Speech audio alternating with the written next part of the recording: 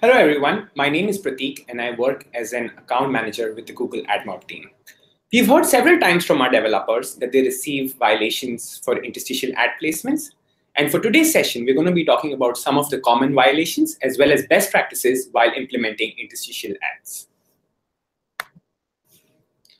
Now, before we get into some of the common violations and best practices, let's talk about the golden rule associated with interstitials.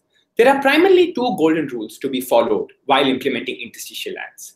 The first being that the page before and after an interstitial should always be different, and that an interstitial ad should always be served within the app environment. Now let's talk about some of the common scenarios where our developers receive violations for placing interstitial ads. The first being about placing interstitials outside the app environment. We see that a common violation with interstitial ad placements is that developers place interstitials outside the app environment. And examples of the same could include placing interstitials at app loading and app exit outside the app environment. So let's look at a few examples. Now, the first example here talks about a user clicking upon the app on the home page of their phone, followed by which an interstitial ad pops up, and on closing the interstitial, an app loading screen shows, and then the home screen. Now, this is a policy violation as the interstitial ad is being served outside of the app environment. If we look at another example, in this scenario, a user exits the app by clicking upon the exit button, and then an interstitial ad pops up. Upon closing the interstitial, the home screen of the phone is visible. Now, this again is a policy violation as the interstitial ad is being served out of the app environment. So how could you fix this violation? You could fix this violation by following this particular scenario. A user clicks the app on the home page, a loading screen shows up, and after the loading screen, an interstitial ad shows up, following which is shown the home screen of the app. Now, this scenario is correct and policy compliant as an interstitial ad is being shown within the app environment. If you want to also think about on how you can replicate this scenario while exiting the app, you could think about it in the following way, that a user clicks upon the exit button. You probably show a user a pop-up which asks the user, are you sure you want to exit the app? A user clicks on the button, yes. You then show an interstitial, but what you need to understand is that you need to show another screen in the app after that, which could probably be a thank you screen. And after the thank you screen, can a user see the main screen of their phone? That way, serving interstitials becomes policy compliant as you are serving the interstitial ad within the app environment. Now let's look at another scenario, which is the unexpected launches of interstitials. Now, it is very important that you understand that ads should not be placed in a way that they interfere with navigating or interacting within the app's core content. Now, let's look at some of the common scenarios around this. The first scenario around this is that a user clicks upon the app on the home page of their phone. The home screen of the app shows up, and automatically within a few seconds, an interstitial ad shows up. Upon closing the interstitial, the same home screen is shown to the user, which was shown to the user before the interstitial ad was served. Now, there are two violations here. The first being that the interstitial ad was launched unexpectedly as there was no user-initiated action yet on the home screen of the app. And the second violation was that the screen before and after the interstitial being served was the exact same screen. Let's look at another example of a violation. Another example is a user chooses an action in the app and the next page is loaded. On the next page, an interstitial ad automatically shows up after a few seconds without any user-initiated action. And upon closing the interstitial, the same page is shown that was shown before the interstitial ad was shown.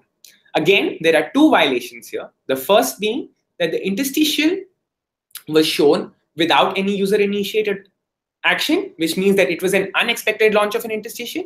And the second violation is that the page before an interstitial and after the interstitial was the same. So how could you fix this scenario? You could fix this scenario in the following way, that a user chooses an action in the app, an interstitial ad shows up, and upon closing the interstitial, the next page is loaded. Now, this is policy compliant because you are showing two different pages between an interstitial. So basically, the page before an interstitial and the page after the interstitial are completely different, as well as an interstitial is only shown upon a user-initiated action. Getting into another common scenario for violations of interstitials, let's talk about recurring interstitials. Now, what do we mean by recurring interstitials? Recurring interstitials basically mean that you're showing a user an interstitial immediately after a user closes a particular interstitial. So let's look at an example.